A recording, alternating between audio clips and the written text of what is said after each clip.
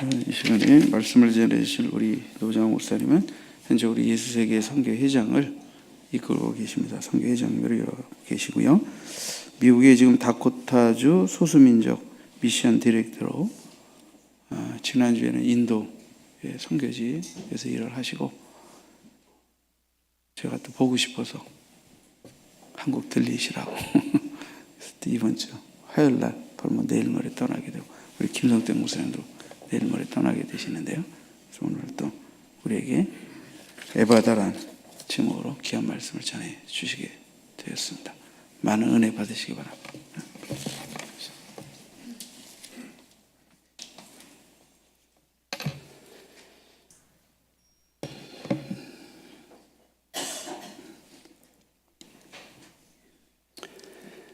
제가 살고 있는 동네는 저쪽 캐나다하고 가까이 붙어 있는 땅이에요.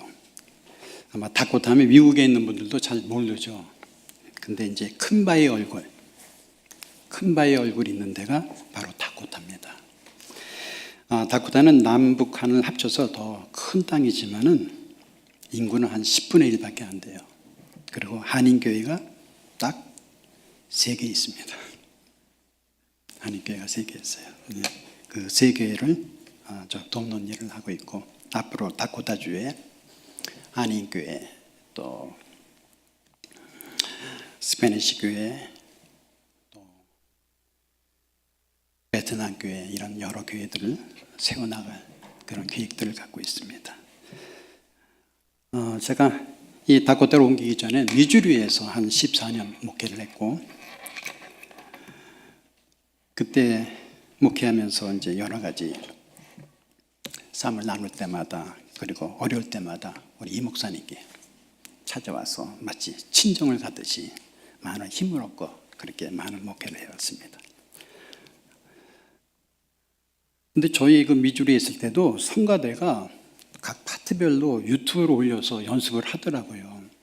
근데 우리는 한 6개월 하다가 안 되더라고요. 근데 여기 무슨 찬양이죠? 호산나 성가대는 무슨 특별한 비법이 있는지 다시 한번 제가 우리 지휘자가 특별한 것인지 아니면 성가 대장님이 특별하신 분인지 좀 비법을 좀 알아가서 좀 전수해 줘야 되겠어요. 우리는 아무리 해도 잘 파트가 안 맞더라고요. 그래서 요즘 다시 모여서 예배 후에 연습하고 한 30분 연습하고 또 주일날 오전에 또 모여서 연습하고 그렇게 연습을 하는데 여러분 같은 실력이 나오지 않아서 우리 지휘자님에게 좀 특별한 비법을 좀 배워야 될 것 같아요. 우리는 성가대 하고 나면 항상 박수를 치는데 여기 박수를 안 치네요. 뭐 특별한 이유가 있나요? 겸손해서 그런 건가? 아니면 우리 수고했다고 그리고 하나님 앞에 영광 돌린다고 해서.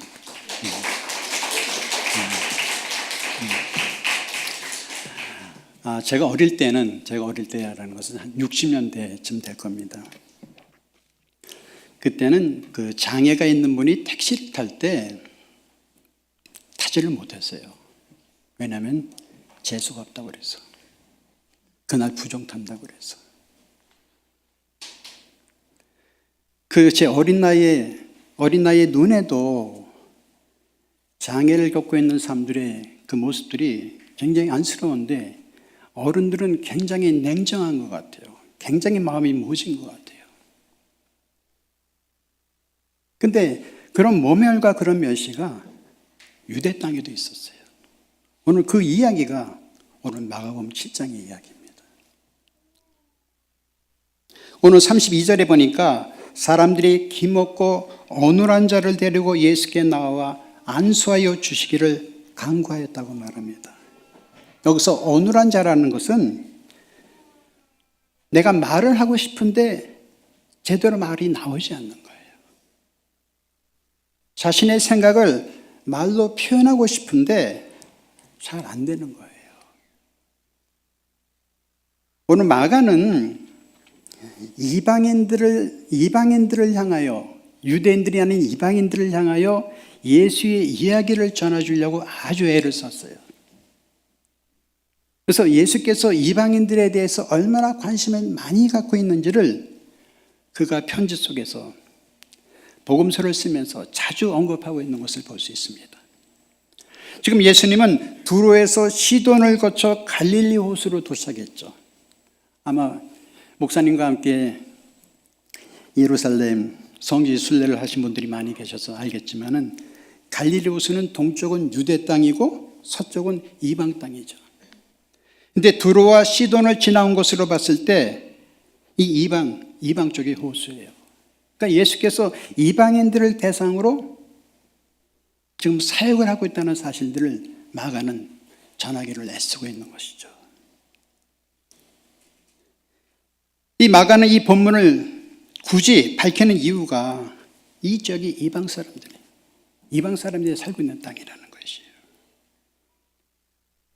그 이방 땅에 살고 있는 사람들의 그 실상이 기먹고 어눌한 자라고 지금 상징적으로 보여주려고 애쓰고 있는 것이죠.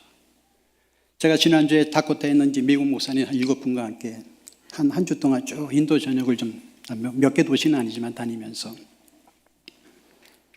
그 인도 지역을 쭉 보니까 지금 인도는 민족주의자인 그 모디 총리가 정권을 잡으면서 인도 전체가 힌두교로 자꾸만 전향되어 가는 것을 볼 수 있어요.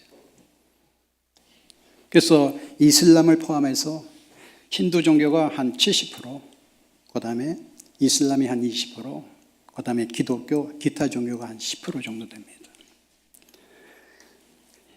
그동안은 기독교에서 상당히 개방적이었던 인도가 그 총리 한 사람이 바뀌면서 힌두교가 힘을 얻어가지고 지금 이슬람과 기독교가 더불어서 얼마나 핍박을 당하는지 몰라요. 그것도 사실이 아닌 헛소문에 의해서 공권력이 방치하고 있는 그런 상태에 있는 것을 볼 수 있어요. 예를 들면은 인도는 소를 신성시하는 그런 종교죠. 그래서 집에서 기르는 소는 신성시해요.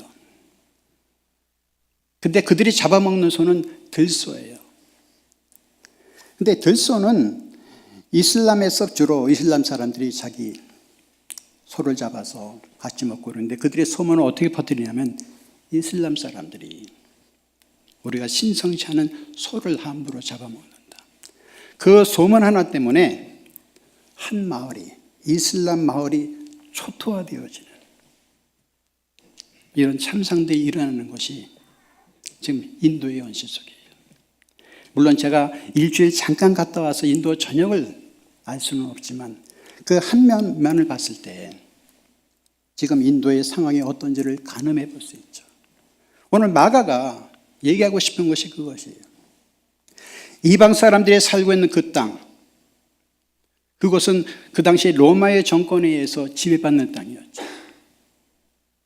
그래서 그들은 보았지만 보고도 못 본 척 해야 되고 들어도 못 들은 척 해야 되고 말하고 싶어도 말하지 못하는 그런 기먹고 어눌한 자처럼 살아갈 수밖에 없는 그런 참상 속에 살고 있었다는 것이. 오늘 복음에 들어가지 않는 세계 속에서 가만히 살펴보면 기먹고 어눌한 자들이 얼마나 많은지 몰라요. 오늘 그들을 향한 그 당시 종교 지도자들, 바리새인들, 서기관들, 이들이 그들을 어떤 면으로 바라보며 또 백성들을 어떻게 가르치고 있는지를 오늘 본문 속에서 살펴볼 수 있습니다. 마가복음 속에 보면 마가는 백성과 사람을 구분하고 있어요. 백성은 누군가 하면은 유대교 정통을 믿는 이스라엘 백성들을 백성이라고 칭했어요. 마가는. 근데 마가는 사람이라고 칭하는 것은 그 당시 유대 사회에 들어오지 않던 이방인들, 하층민들, 이들을 사람이라고 말합니다. 오늘 본문에 보면은 성경이 어떻게 얘기하고 있냐면은 사람들이 백성들이 아니에요. 유대계 사회 속에 밖에 있는 사람들이 기먹고 어눌한 자를 데리고 예수께 나와 안서여 주시기를 강구하는 모습을 볼 수 있어요. 그러니까 동병상련을 앓고 있는 사람들이 유대인들에게 사람 대접받지 못하는 사람들이 예수께 이 기먹고 어눌한 자를 예수께 데려오는 모습을 볼 수 있어요.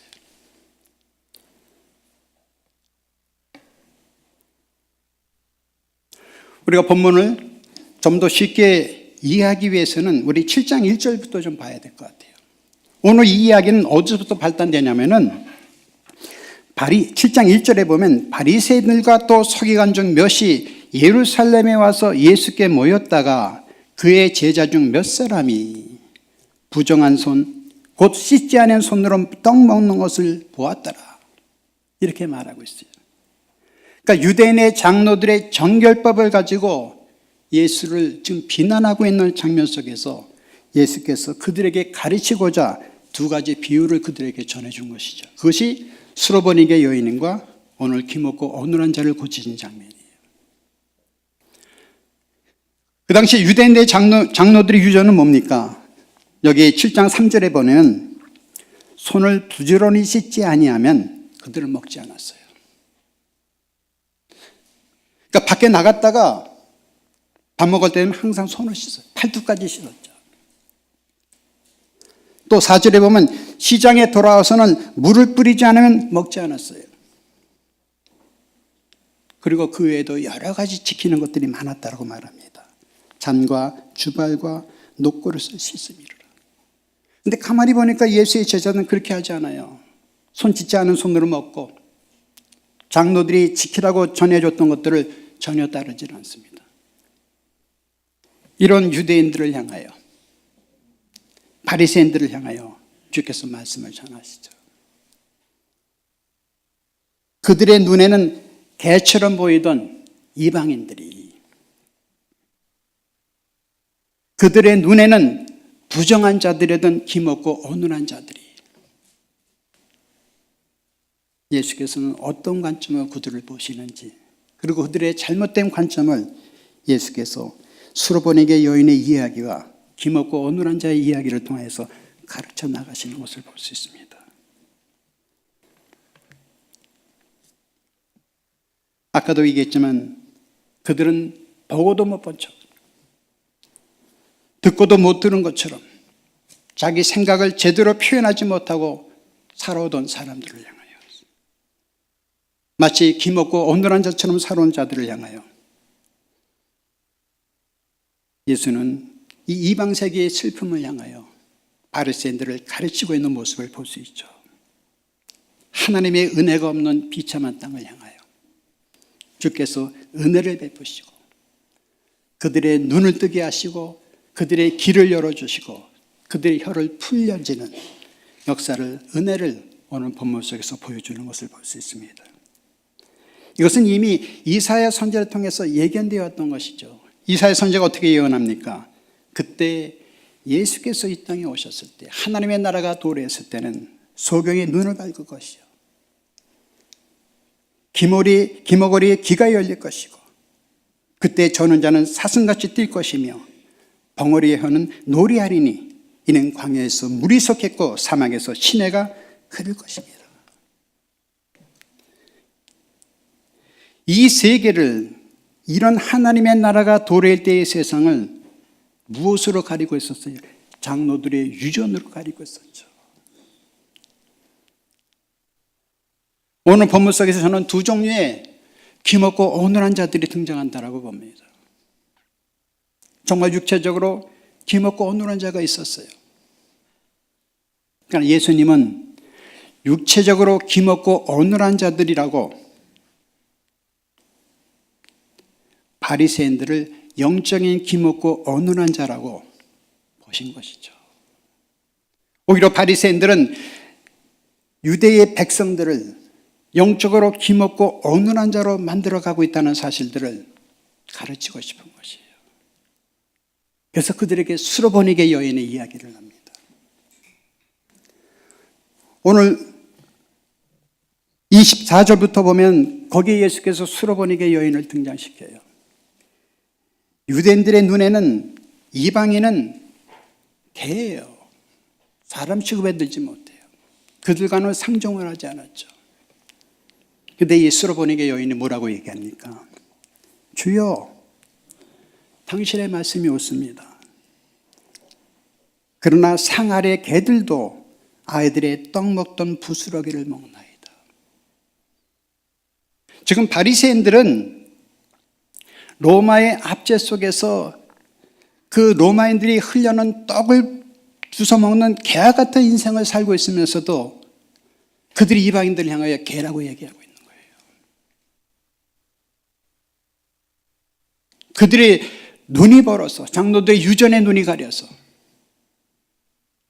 장로들의 유전의 입이 가려서, 자기들이 로마인들의 식탁에서 떨어지는 부스러기를 먹으면서도 이방인들을 향하여 너희들은 개와 같다라고 비난하고 있는 이런 안타까운 장면을 예수님께서 지적하고 있는 것이죠.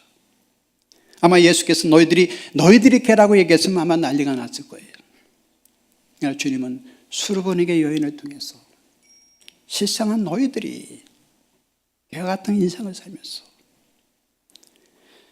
기먹고 어눌한 죄로 살면서 누구를 정죄하고 누구를 비난하고 있느냐고 가르치고 있는 것이죠. 오늘 본문에 와서 기먹고 어눌한 자가 등장하죠. 이들은 그 당시 유대인들에게는 부정한 사람들이에요. 그들과 접촉하면 안 돼요. 내가 부정해지기 때문에. 이것을 가장 극명하게 보여주는 구절이 어디입니까? 사마리아 이야기, 비유 이야기죠. 여리고성으로 쭉 내려가는데 강도 만나서 거진 죽게 되어진 사람이 쓰러져 있죠. 근데 제사장이 슬쩍 보고 지나가 버려요. 레인이 슬쩍 보고 지나가 버려요. 못 본 척하고. 보았지만 못 본 척.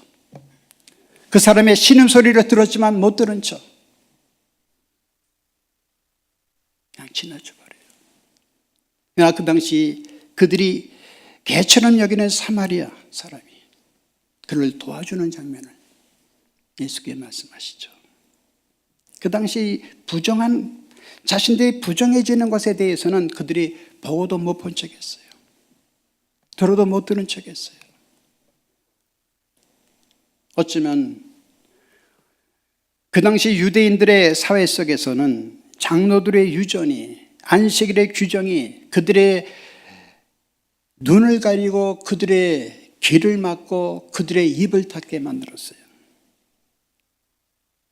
오늘 이 시대에 사는 그리스도인들은 우리가 알지 못하는 장로들의 유전들을 만들어가면서 우리도 똑같이 유대인들이 했던 것처럼 수르보니게 여인을 개처럼 여겼듯이 기먹고 어눌한 자를 부정한 자처럼 여겨줬던 것처럼 우리는 또 다른 기먹고 어눌한 자가 되어가고 있다는 사실들을 주님 마가복음 7장을 통해서 우리에게 호소하고 싶으신 것이죠. 오늘 여러분들이 신앙 속에서 살아가면서 보고도 못 본 척 지나가는 적들이 얼마나 많이 있어요.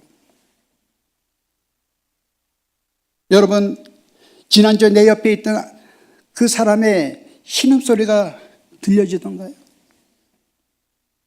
지금 내 앞에 있는 성도의 그 아픔이 보이던가요?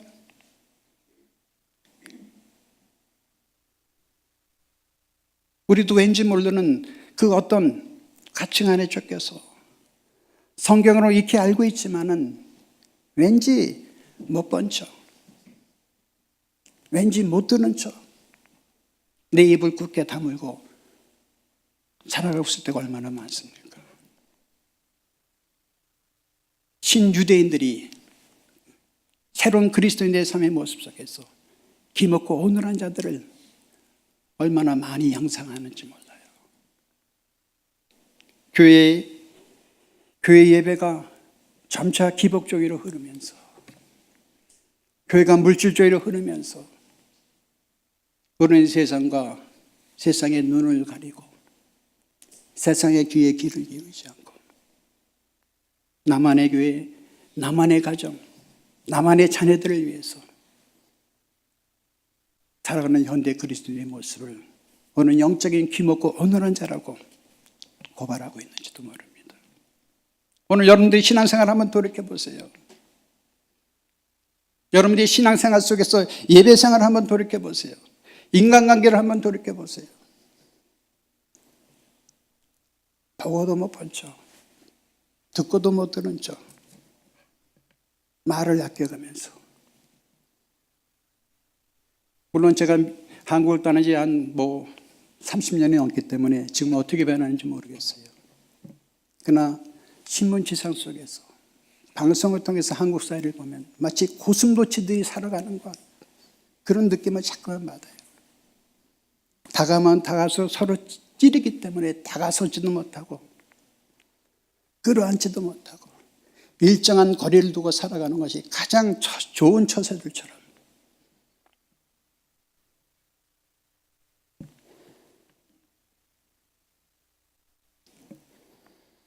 오늘 예수께서 이 영적인 기먹고 어눌한 자들을 향하여 오늘 결론적으로 34절에서 그 하나의 해법을 우리에게 제시하고 있는 것을 볼 수 있습니다.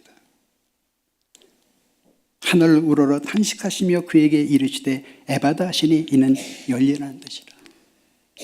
그리고 35절에 보니까 그의 귀가 열리고 혀에 맺힌 것이 곧 풀려 말이 분명해지더라. 예수께서 이 기먹고 어눌한 자를 치료하시는 방법이 약간 좀 특이하죠. 예수께서 침을 뱉어 그 환자를 고치시는 장면을 봅니다. 그런데 이 방법 속에는 아픈 상처가 담겨 있죠. 누구나 침뱉음을 당하는 것은 유쾌한 모습이 아니에요. 유대인들도 마찬가지입니다. 그러나 이것은 그 당시 기먹고 어눌한 자를 대하는 유대인들의 관습이었어요. 왜 내가 말하는데 말귀를 못 알아듣느냐고 그의 귀와 입을 때리면서 침을 뱉었던 것이에요. 어쩌면 이것이 세상 사람들이 기먹고 어눌한 자를 대하는 태도였는지도 몰라요. 예수께서 귀에 그의 손을 대실 때, 침을 뱉어 그의 혀에 대실 때 그 환자는 소스라시게 놀랐을 것입니다. 사람들에게 당하던 그 멸시가 떠올랐을 거예요. 그도 그런 멸시와 조롱을 당할 때 왜 마음속으로 외치지 않았겠습니까? 나도 마음껏 말하고 싶은데 말이 나오지 않아서 괴롭다. 내가 이런 삶을 살아가는 것도 억울한데 왜 내게 침을 뱉냐고 따지고 싶었지만 그러나 그것은 마음속에 외친 뿐이었죠.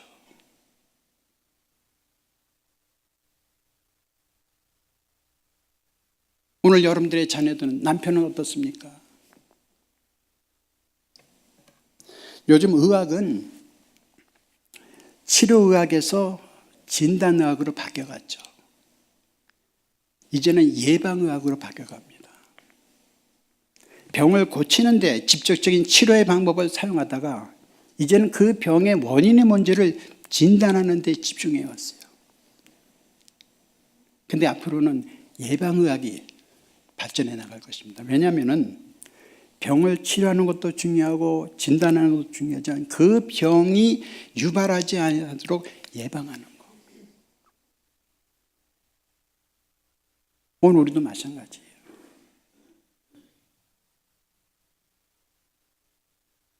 우리가 이 땅에 살아가면서 문제가 발생했을 때 그것을 고치는 것도 중요하지만, 그것을 진단하는 것도 중요하지만 그 일이 발생하지 않도록 예방하는 차원에서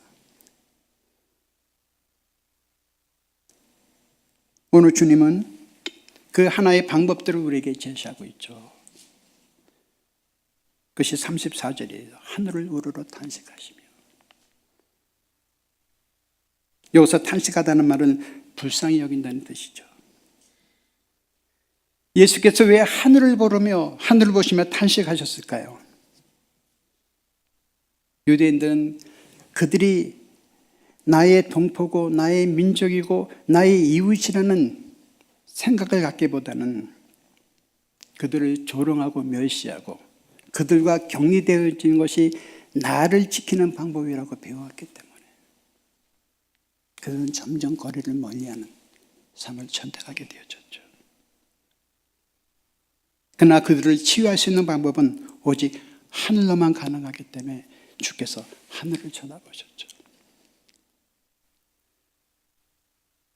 오늘날 여러분들의 삶 속에 기먹고 혼돈한 자들이 점점 많아질 거예요. 이것을 우리가 어떻게 예방해야 됩니까? 왜 남편들이 집에 오면 입을 굳게 다물고 아무 말도 하지 않을까요? 왜 여러분들의 자녀들이 학교 이야기를 입에 와서 꾹 다물고 있을까요? 친구들에게 왕따를 당하는데도, 남편이 직장에서 이렇게 어려움을 당하는데 불구하고 아내에게 말하지 못하고 자녀들에게 말하지 못하는 이유가 뭘까요? 내 아내에게 보여주고 싶은 모습이 있는데, 내 아내에게 들려주고 싶은 말이 있는데 내가 보여주지 못한 거예요. 내가 들려주지 못하고 있는 거예요. 자녀도 부모에게 보여주고 싶은 것이 있어요. 우리 부모에게 들려주고 싶은 말이 있어요. 근데 들려주지를 못하는 거예요. 그래서 입을 다물어 버리는 거예요.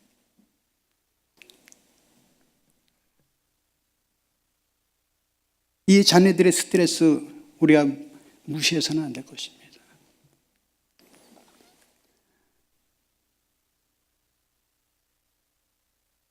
제 때는 자녀를 하나나 둘을 낳았어야 돼요. 근데 저는 자녀가 셋입니다. 지금 상하면 애국하는 거죠. 근데 그때는 제가 셋째를 임신하니까 주변에서 그래요. 그 의료보험이 안 될 텐데. 아니 어쩌려고 그러냐고. 그 다들 축하해 주는 것이 아니라 걱정해 주었어요. 염려해 주었어요. 그래서 저도 생각을 고쳐먹었죠. 아, 이런 사회 속에 내 자녀를 제대로 못 키우구나. 그래서 저는 눈물을 머금고 미국으로 도망쳤습니다. 좀 자녀들을 잘 키워보려고. 그렇게 살다 보면 앞으로 자녀들이 많은 어려움을 겪을 것 같더라고요. 사회가. 다들 하나 둘인데 얘들 셋이면 저 집은 뭐 동물원인가? 그러면서 이상하게 볼 것 같아서. 실은 자녀들을 위해서 미국을 갔지만 저희 자녀에서 실패했죠.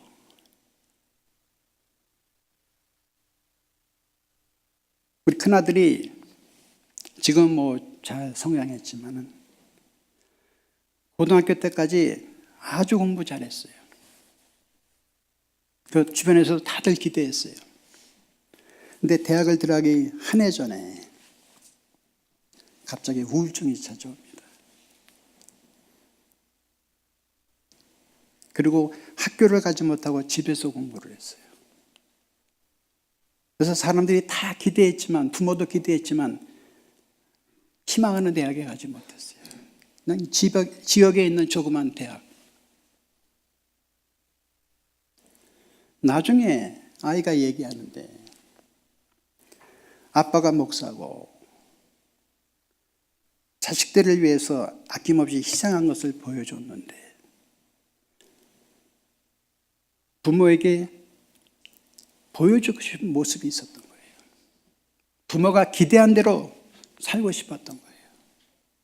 근데 자꾸만 안 되는 거예요. 남들은 잘한다고 그러는데 자기는 아주 힘든 거예요.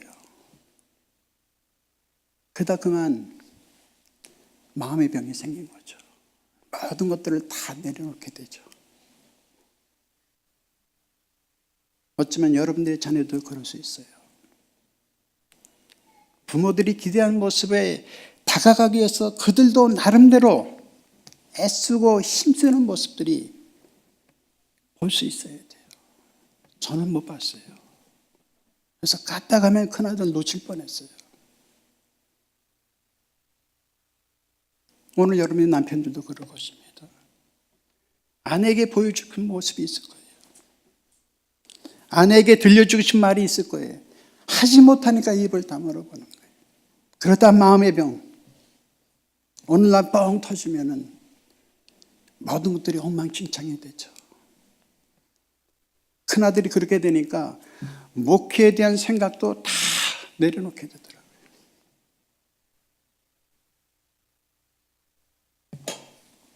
목사님이 아까 46 꿈이 그 꿈도 다 내려놓게 되더라고요. 앞이 깜깜하고 아무것도 보이지 않아요. 단맛도 없어지고. 자식 하나가 망가지니까 부모도 망가지더라고요. 근데 보지 못했어요. 그가 아프다고 그럴 때 보지 못했어요. 그가 힘들다고 그럴 때 들어주지 못했어요. 그가 입을 다물 때 그 입을 열어주지 못했어요. 이것은 우리 교회 안에도 마찬가지일 것입니다. 왜 저 사람은 저런 걸 하고 우리가 왕따시키기 전에, 저 사람은 저런 사람이라고 우리가 완전 규정하기 전에 그가 왜 말하지 못하는지, 그가 왜 어울리지 못하는지, 그가 힘들어하는 거 보면서 우리가 못 본 척 지나칠 때가 얼마나 많은지 몰라요. 그가 신음소리를 우리는 귀담아두지 않았을 거예요. 그가 왜 입을 다물고 있는지. 오늘 여러분들의 가정에, 오늘 이 본향교회 가운데 영적으로 기먹고 어눌한 자들,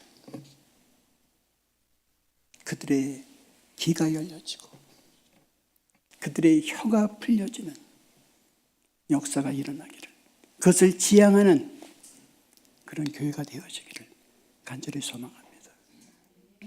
여러분의 가정 속에서 남편의 신음소리가 들려지고 남편이 부담 없이 자기의 고통스럽고 안쓰러운 부분을 말할 수 있는 그런 아름다운 가정들이, 우리 본향교회 성도들의 가정들이 되어지길 원합니다. 오늘 유대인들은 그걸 못했어요. 오늘 바리새인들은 그걸 못했어요. 그들은 계속 저들은 부정한 자라고, 저들은 개와 같은 인생을 살아간다라고 정죄하고 비난하고 욕하고 조롱하고 멸시했죠. 오늘 그 장로들의 유전에 눈이 멀고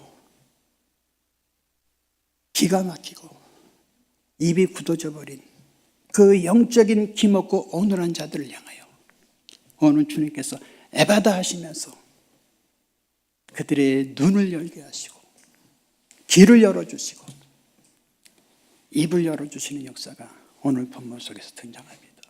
이 에바다는 연료지다예요.